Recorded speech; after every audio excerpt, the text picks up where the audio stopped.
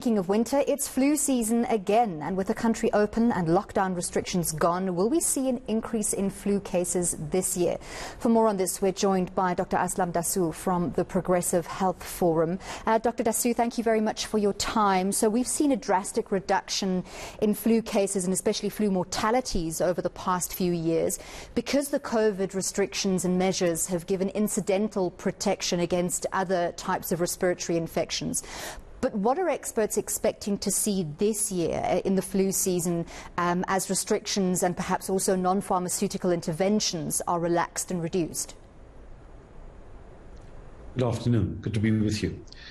I think the experts are concerned, and we're seeing this from around the world, not just here, that this immunity gap that's referred to with regard to the lower incidence of influenza during the last 2 years may, result in a bit of a resurgence, especially, as you say, with the restrictions loosened and, preparing for the flu season, as always, at this time of the year.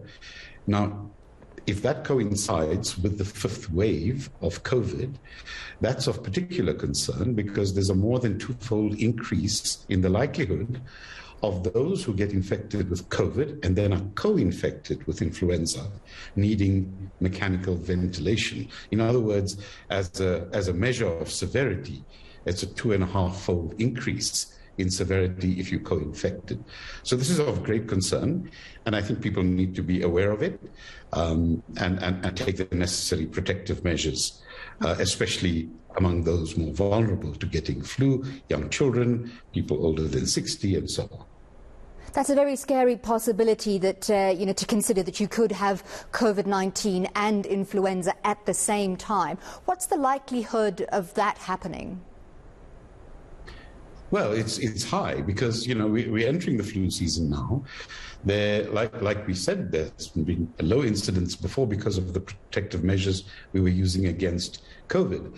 Influenza is also a respiratory virus, the coronavirus, and of course, the curbing of the SARS-CoV-2, COVID-19, also resulted in curbing the influenza spread. Now that restrictions are low, the likelihood of co-infection is, of course, increased, and the risk is higher. So it's important that people understand. We do take the flu vaccine annually, as you know, and that's for very good reason, especially for the vulnerable groups. And that's also because as a coronavirus, it mutates, just like we know SARS-CoV-2 does, and that we needed to take a new vaccine annually. But that's because the influenza illness is endemic and seasonal. We can predict it. Unlike COVID, however, COVID is also becoming somewhat more predictable in terms of the waves that we expect. And right now, the danger signal is that we will have a fifth wave coinciding with the flu season with lower restrictions. So the likelihood of co-infections is high. And the best we can do is to make sure we are vaccinated against both COVID-19 and influenza. So if you haven't taken your flu shot, take it. We're going to come back to that all-important flu shot in a moment, but I want to ask you what global trends are. Are we seeing perhaps new and more virulent strains of influenza post-COVID? Not that I'm aware of, and certainly hasn't been flagged. I think this is a pretty stable, if I can call it that, illness, influenza. It's been around now, as we know, for close on 100 years since the Spanish flu, and it's settled into a very predictable pattern. So whether it is more virulent now, there's no evidence of that at this point. I think the bigger matter to consider is that we are still in the grip of the COVID-19 pandemic. And we need to understand that. Despite the fact that we've had an Omicron wave that didn't cause as much damage as the previous waves, that's a result of increased population immunity from both vaccination and natural infection, not because the virus has gotten any weaker. Indeed, the Omicron virus is the virus in full. And you know, it's just that we are now better protected against the virus, that we've had a lower incidence of severe illness and death and a complete decoupling. Now, that may indicate that we are moving into a different phase of the pandemic, but we'll need to see, you know, with the pattern of waves that come, whether they are worse than the Omicron wave or less severe, and in very unlikely event, a variant that is more severe emerging.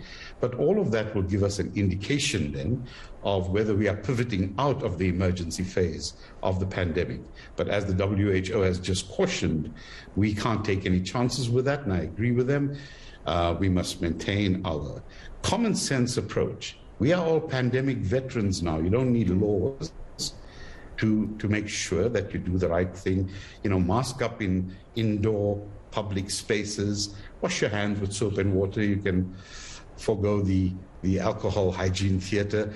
And of course, vaccinate. Make sure that you've had your booster, especially. I want to ask specifically about South Africa's vaccination rates, because we saw an alarming measure of vaccine hesitancy with regards to COVID-19 vaccines, and there are various arguments for and against that. But what do our stats look like in terms of influenza vaccines? Because those have been around for years and years, and surely there should be no concern about those.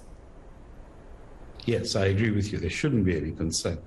I'm not sure if the last 2 years, with the low incidence of influenza, has created a complacency about taking the vaccine. We'll see this year, but like your program right now is highlighting the fact, we hope people understand that they should take the influenza vaccine as soon as they can. There's no reason not to.